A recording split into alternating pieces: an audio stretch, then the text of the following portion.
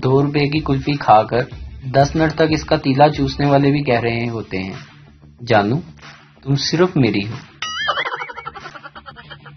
گھر ٹرین جیسا لگنے لگا ہے، واش روم جاؤ اور پھر واپس آ کر سیٹ پہ بیٹھ جاؤ۔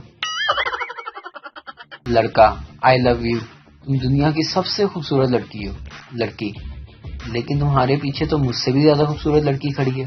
لڑکے نے پیچھے مڑ کر دیکھا تو وہاں کوئی بھی نہیں تھا۔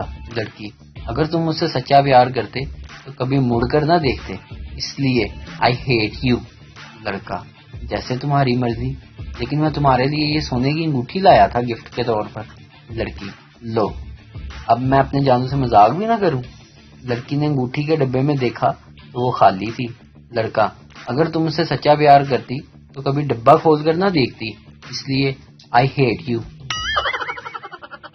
گھر میں بگ باس والا ماحول بنا ہوا ہے اور ابو خود کو سلمان خان سمجھ رہے ہیں۔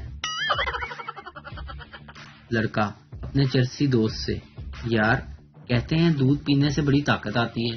چرسی یہ غلط ہے یار، میں 5 گلاس بھی پی لوں تو اس دیوار کو نہیں ہلا سکتا، جبکہ میں 1 سگریٹ پی لوں تو دیوار خود بخود ہلتی نظر آتی ہے۔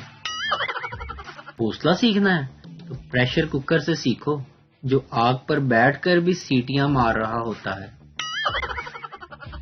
بابا جی کہتے ہیں کہ عورت سے بدلہ لینے کا سب سے آسان طریقہ یہ ہے کہ جب وہ تیار ہو جائے تو اس سے پوچھ لو خیریت تو ہے، ابھی تک تیار نہیں ہوئی۔